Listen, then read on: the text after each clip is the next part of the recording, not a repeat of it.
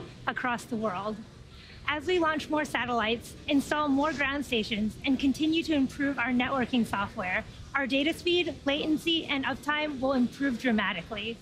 In addition to being able to provide our customers with better service, with every Starlink launch, we get closer to our goal of near global coverage of the populated world. As always, head over to starlink.com to learn more. We are now at T-minus 11.5 minutes, and all systems are still go for an on-time liftoff at 2:59 p.m. Eastern Time. With that, let's take a closer look at the rocket that you see on your screen. Hello, I'm Shiva Bharadwaj, a space operations engineer. Now, the Falcon 9 on your screen, that's our two-stage liquid-fueled rocket, has been loading propellants since T-minus 35 minutes. Falcon 9 stands 229 feet tall. That's slightly taller than a 21-story building. And much different from our recent Starlink missions, which launched and landed boosters for an 8th, 9th, and even a record-breaking 10th time. The booster that we're flying today is fairly new, having only supported the Sentinel-6A mission last year. Now, the bottom two-thirds of the vehicle is the first stage. You can see some of the soot left over from its previous flight. The first stage accelerates the vehicle through the Earth's atmosphere into space with the help of 9 Merlin engines that it has at its base. As I mentioned, we will be attempting to recover this first stage for the second time on our drone ship named Just Read the Instructions. On top of the first stage, we have our black carbon fiber inner stage, and on top of that is Falcon 9's second stage, which has a single Merlin vacuum or MVAC engine. Once the first and second stages separate, about 2.5 minutes into the mission, the Merlin vacuum engine will ignite and carry our 60 Starlink satellites into an elliptical orbit around planet Earth. Now, you'll also notice this large nose cone at the top of the rocket. That's called a fairing. That's where the stack of Starlink satellites is safely enclosed. The fairing's job is to protect those satellites from aerothermal heating, aerodynamic loads, and contamination during the ascent phase. Once we reach the vacuum of space, we'll jettison those fairing halves as the second stage continues on its journey to orbit. The fairing halves protecting our Starlink payload have quite a history. This will be the first fifth flight for one of the halves. Before today's launch, that half supported 4 previous Starlink missions going back to 2019. The other fairing half will be flying for the third time, previously having supported the Transporter 1 and Starlink 21 missions. Now, today's flight also marks the 40th time SpaceX has reflown fairing halves since November 2019. And of course, we're going to be attempting to recover them today using our recovery vessels named Go Searcher and Go Navigator. Beautiful day at the Cape. Weather is forecast 90% favorable for liftoff, and the recovery conditions look quite good for the booster. So with that, the vehicle, satellites, weather, and range are all looking good for an on-time liftoff just a few minutes from now. Now, for some reason, we do not launch today. We do have a backup opportunity available tomorrow at 2:38 p.m. Eastern Time. Now that you know a little about the structure of Falcon 9 and its engines, the propellant, which is a substance used to create the energy to make the rocket go. Falcon 9 is a bipropellant vehicle, meaning it uses 2 propellants, a fuel and an oxidizer. An oxidizer is a type of chemical which a fuel requires to burn. Most burning on Earth uses oxygen, which is prevalent in the atmosphere. However, in space, there's no atmosphere to provide oxygen or other oxidizers, so rockets need to carry them up on their own. For Falcon 9, our fuel is a refined form of kerosene known as RP1, and our oxidizer is a super-chilled liquid oxygen called LOX. The liquid oxygen is chilled well below its boiling point so that it becomes what we call densified, which means there is a much greater amount of mass per volume, and we can load more of it into the booster. In addition to its propellants, Falcon 9 also needs an ignition source in order to go. And for that, we use the chemical TTAB, or triethyl aluminum and triethyl borane. When it is fully fueled, Falcon 9 holds just over 1 million pounds of propellant that the vehicle will burn through in less than 3 minutes after liftoff.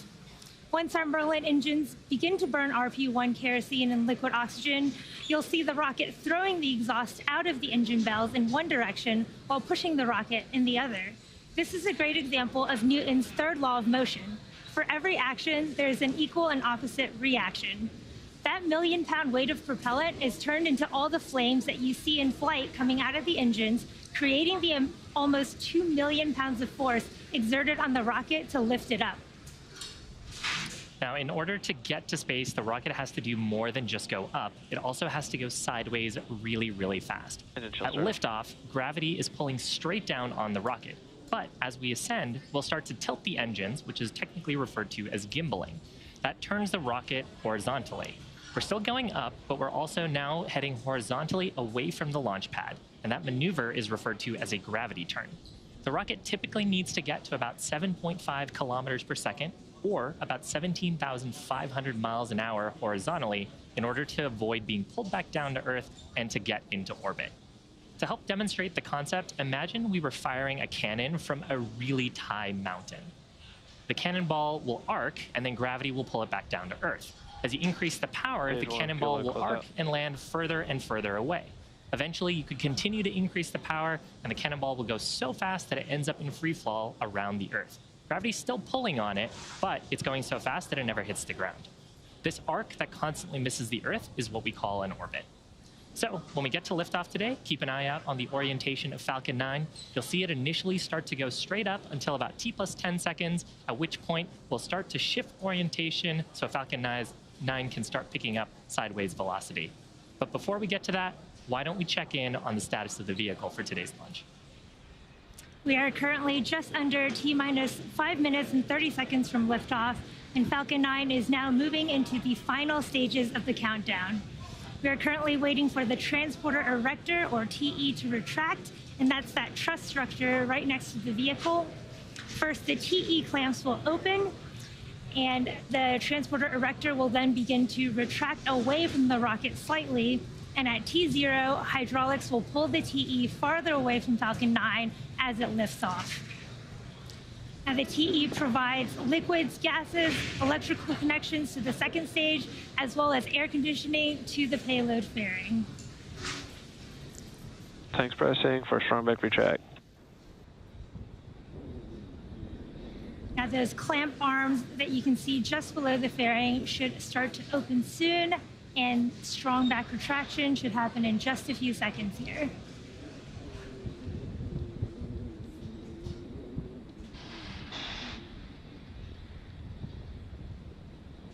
Strong back lever started. You heard strong back has started to retract. You can see those clamp arms opening around the Falcon's second stage there.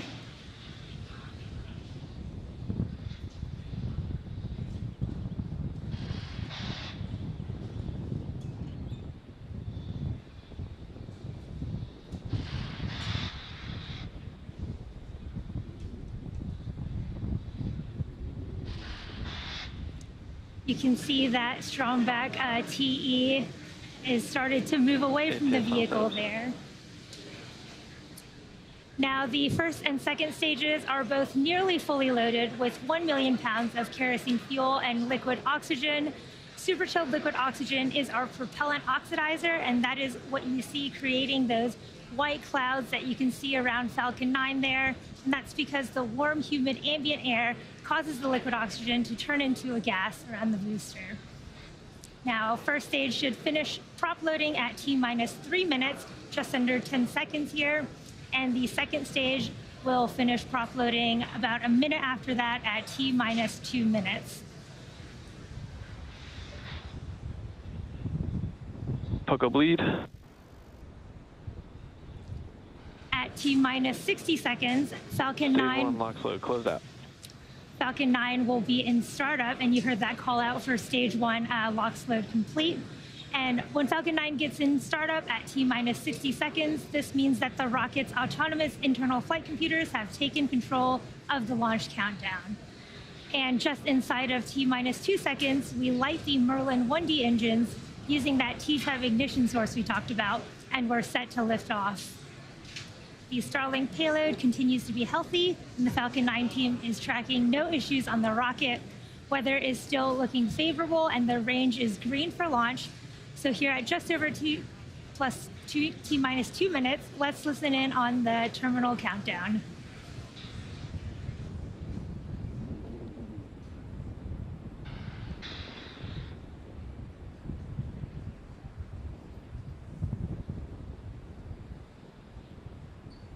Stage 2, locks load, close out. We have just finished loading our second stage. Our Falcon 9 is now fully loaded with over 1 million pounds of kerosene, RP1, and liquid oxygen. Again, that white cloud coming from the booster there towards the middle is normal and expected. That is venting from the TE LOX line.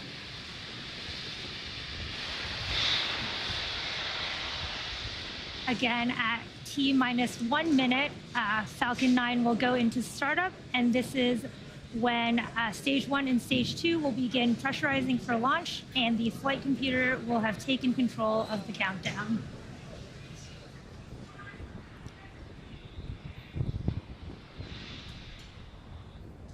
Falcon 9 is in startup. Falcon 9 is in startup, and in just a few seconds, the launch director should give the final go for launch.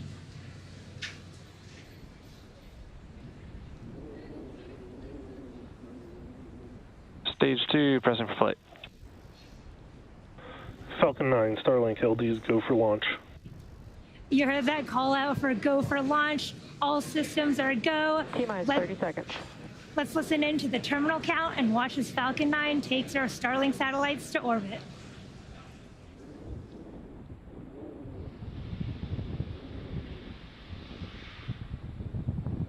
T-minus 15 seconds. Stage 1, pressing for flight. 10, 9, 8, 7, 6, 5, 4, 3, 2, 1, 0. Ignition and liftoff.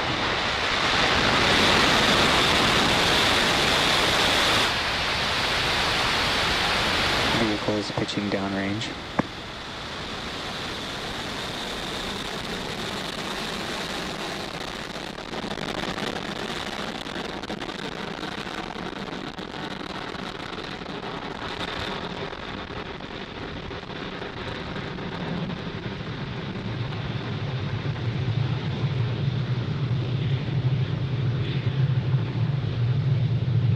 Stage 1, propulsion is nominal. What a beautiful day for a rocket launch here. As you can see, Falcon 9 has successfully lifted off from Pad 40 at Cape Canaveral Space Force Station, carrying our stack of 60 Starlink satellites to orbit.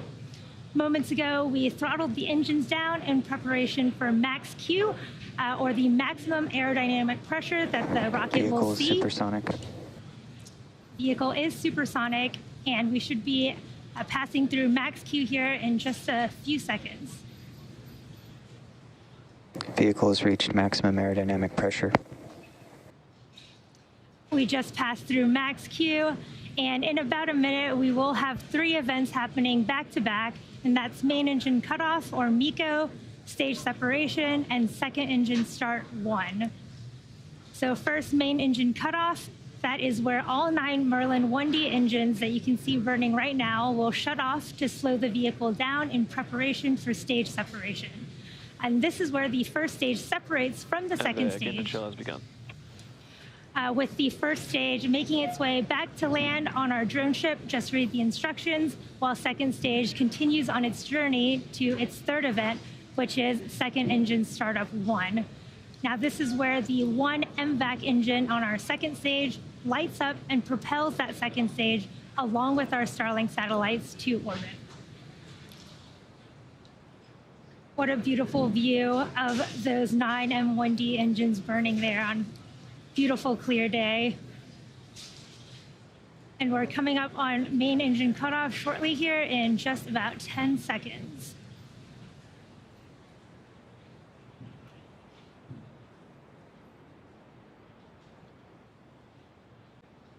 MECO.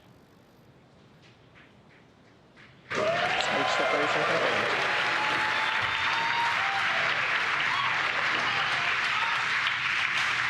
And recognition.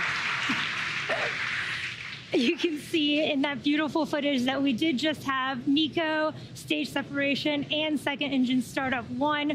Those grid fins are coming out on the first stage there on the left. And in just a few seconds, we should have our fairing deploy.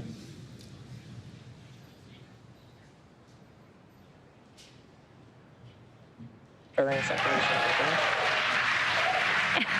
You heard the call out, and you can see on your video there that we have had successful fairing deploy.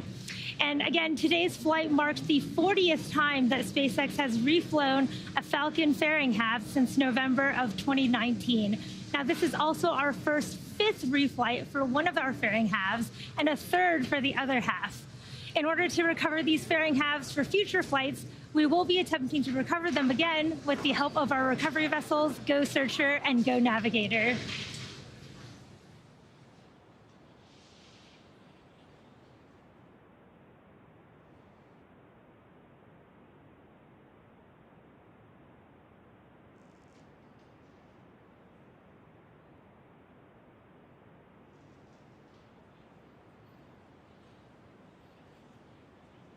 Stage 2 continuing towards its first orbit on the right-hand side of your screen. Left-hand side of your screen, you can see Falcon 9's first stage reorienting itself for its next two activities.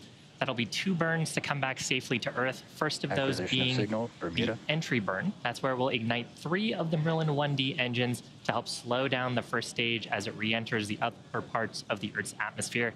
The second burn will happen closer to the drone ship. That's the landing burn. That's where we'll ignite just the single center Merlin engine. That'll bring the first stage's velocity rapidly down to 0 for a soft touchdown. On the right-hand side of your screen, second stage continuing to burn nominally, acceleration right down the middle. And you can see the glow of the nozzle there. Now, if you are just catching up with us, we did have a Stage 2 on nominal trajectory. We did have a successful launch of Falcon 9 from Cape Canaveral Space Force Station. And first stage on the left-hand side of your screen is headed back to our drone ship named Just Read the Instructions, stationed out in the Atlantic Ocean. Second stage heading on the right-hand side of your screen is headed to its first orbit. As a reminder, today's mission does mark the second flight for this booster. If you happen to catch fairing separation earlier, this will be the first fifth flight for one of those fairing halves and the third flight for the other half. Reusability is critical to what we do here at SpaceX. It allows us to refly the most expensive parts of the rocket, and that drives down the cost. Now you can see the grid fins extended on the left-hand side of your screen. Every so often, you'll see puffs of white gas. That's attitude control coming from the first stage to help reorient us to get the 9 Merlins on Falcon 9 pointed towards the Earth. Those Merlin engines are optimized for thrust at sea level. They help Falcon 9 achieve about 190,000 pounds of thrust during ascent and descent. Meanwhile, the Merlin vacuum is optimized for space. That's why it has that larger nozzle. Now, coming up here is entry burn. Keep an eye out on the left-hand side of your screen. Stage 1 entry burn startup. Stage 1 FTS is safe.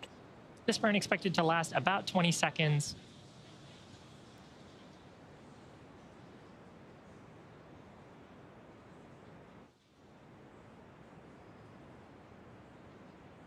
Stage 1 entry burn shutdown.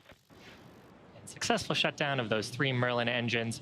Now, if you followed along our missions in the past, you'll know that soot Stage on 2 the first continues on stage nominal trajectory. is an indication that the rocket has flown before. That's because we use rocket-grade kerosene, or RP1, as our fuel in Falcon 9. That's a carbon-based propellant. As we burn it, it generates soot. So with the engines down, as we're coming in through the Earth's atmosphere, the soot from the plume comes back up on the first stage and deposits it along the surface of the vehicle.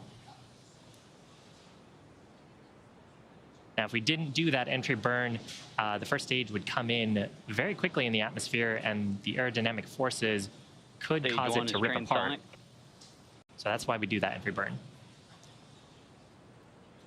And we did temporarily lose the video feed, but we'll hopefully, there we go. Beautiful view. Now, at this point, since we're in the Earth's atmosphere, those grid fins will take over orientation and trajectory back towards the drone ship. Now, coming up, stage 1 landing burn will begin. Shortly after landing burn ends, landing burn startup. the second stage's engine will shut down. We should be in our expected orbit there. So keep an eye out, see if we can get a video feedback for the first stage.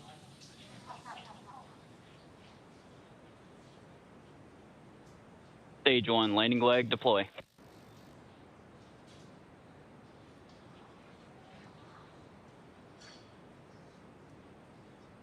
Fantastic, right down the middle. That's our 85th successful recovery, 100th, 18th successful launch of the Falcon 9. Now keep an ear out here for second engine cutoff number 1 on the second stage. And with that, navigation officer, we did hear the call out there for SECO. Navigation officer will be checking Expected loss of signal. the Cape. parameters. Make sure we are in our intended orbit. Nominal orbit insertion. Fantastic news. So from here, we do have a coast phase followed up by the second burn of our second stage engine. These additional burns allow us to modify the orbits of the payload more efficiently than if we were to launch directly into our final orbit. That's just one of those quirks of orbital mechanics. And today, our second stage will coast for 35 minutes until we reach apogee, which is the highest point of the orbit. Views here on your screen of the fairing and then the Merlin vacuum engine on the second stage. So once we reach the highest point of the orbit, we will reignite the second stage for a short burn. And you can follow along the progress of the second stage with this animation showing where we are around the Earth. We'll be back here at T plus 44 minutes and 30 seconds for second engine start number 2. See you soon.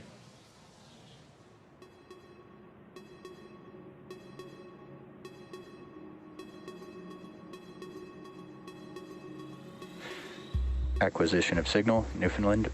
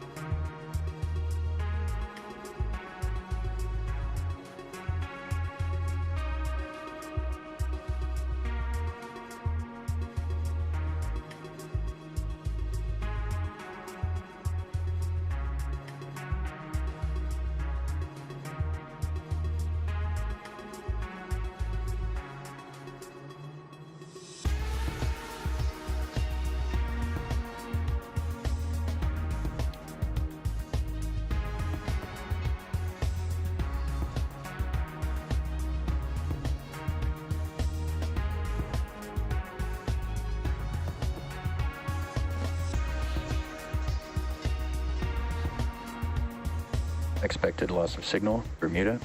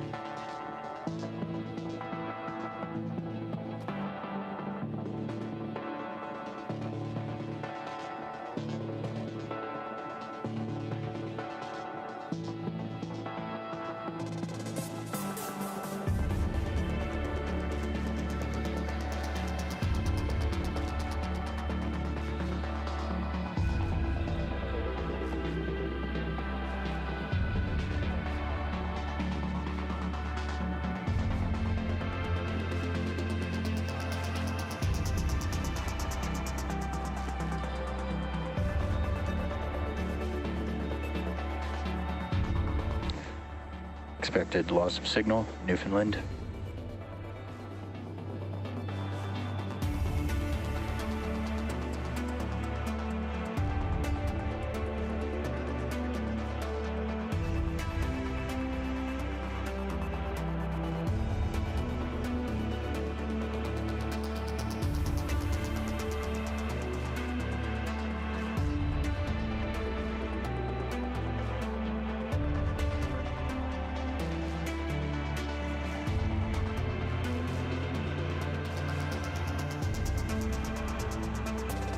Acquisition of signal, Goonhilly.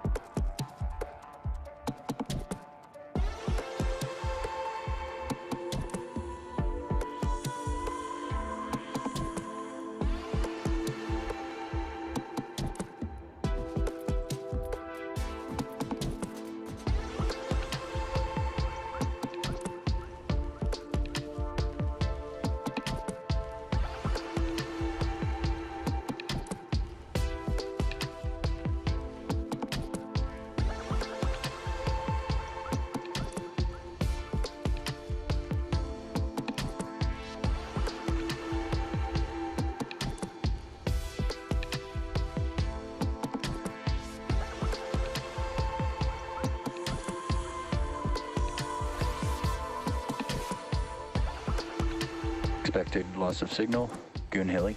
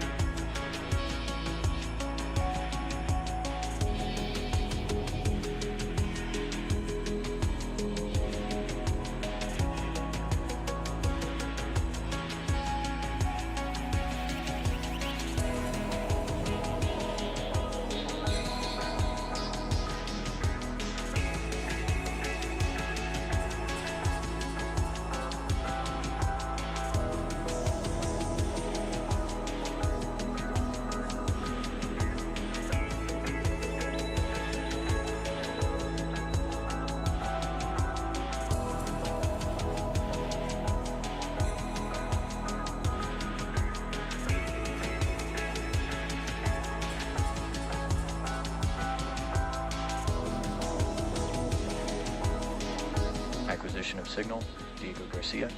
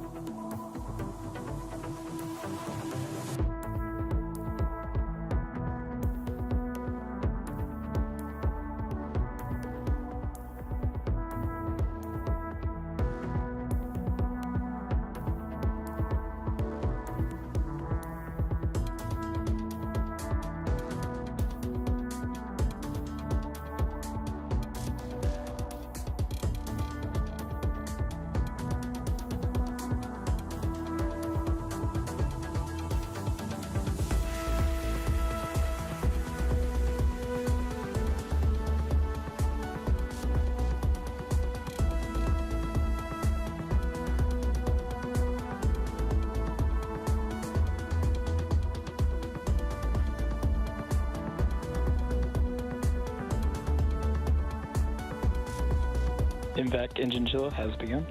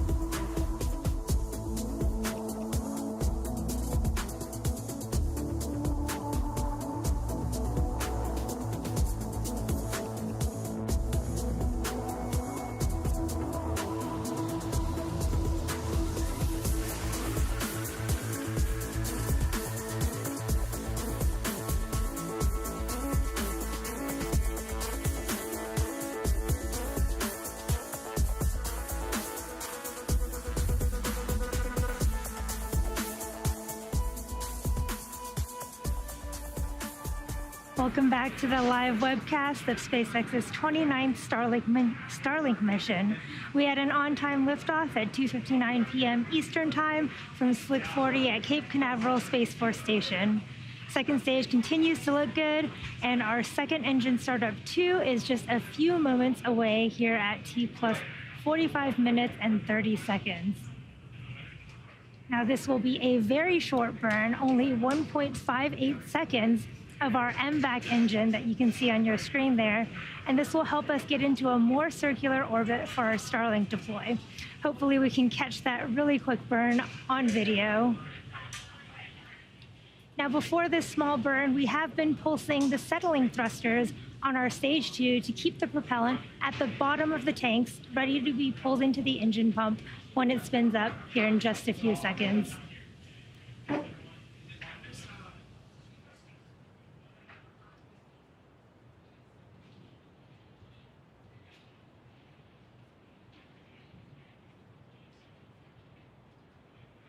Again, we're just waiting for acquisition of signal from our ground station.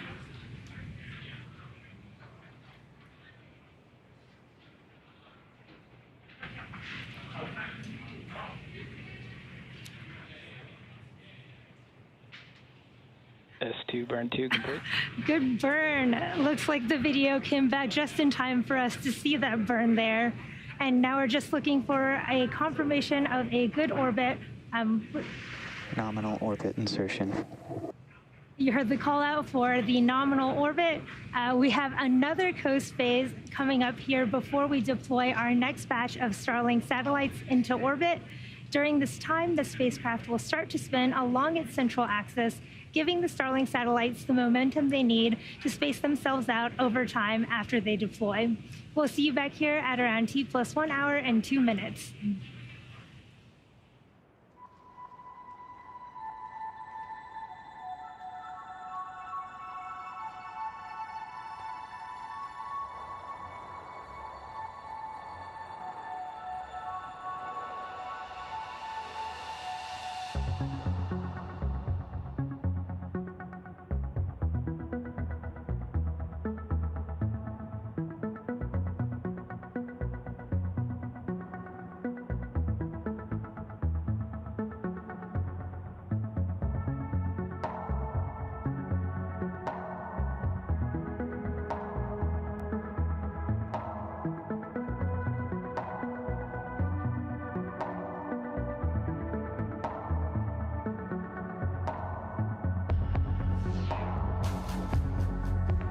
Expected loss of signal, Diego Garcia.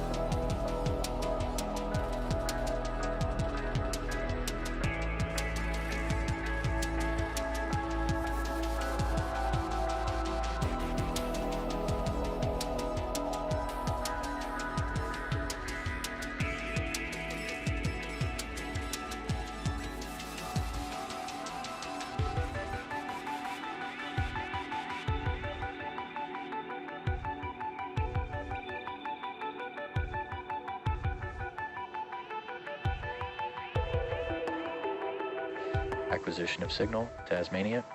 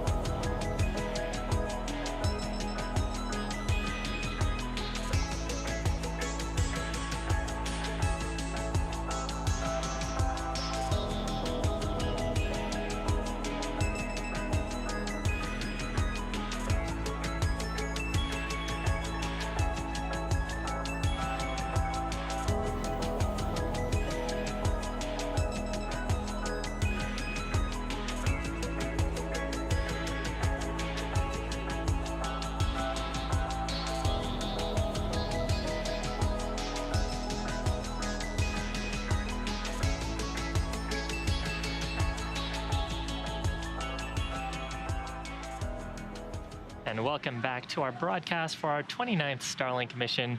If you're just joining us, we had a successful liftoff from Cape Canaveral Space Force Station at 2:59 p.m. Eastern Time, then successful stage separation, recovered our first stage for the second time on our drone ship named Just Read the Instructions, and had 2 successful second stage Merlin vacuum engine startups. So we had some video shots there of the second stage. We're awaiting our next major event, which will be payload deployment of the Starlink satellites. Now, over the last coast phase, we've started to spin the second stage a little bit. You can actually see maybe the sun might pop into frame there. And that's to help those Starlink satellites space themselves out after payload deployment. And here's a shot of the top of the second stage, camera looking up at the Starlink satellites.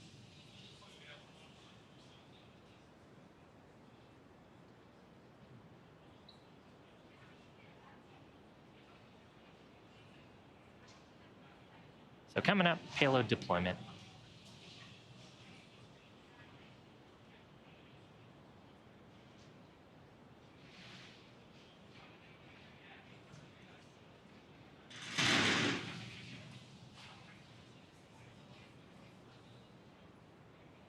Starlink deploy confirmed. So that's confirmation of payload deployment. You saw the mechanism separating away, and now the Starlink satellites starting to make their way away from the second stage. Shortly, they will deploy their solar array. Wow, that's a beautiful shot of Earthrise in the background. But shortly, they will deploy their solar array, and then over the next few days and weeks, they'll start to distance themselves out. They've got onboard ion thrusters, and that'll help them make their way into their final operational orbit. And with that successful deployment of our satellites, we'll bring today's webcast to a close. Thank you to the Range and Federal Aviation Administration for supporting today's mission. And of course, thank you to all of our viewers and all of our Starlink customers using our beta service at this time. If you're interested in being a part of our beta program, head over to starlink.com and sign up. Hope you enjoyed the webcast today, and we'll see you soon.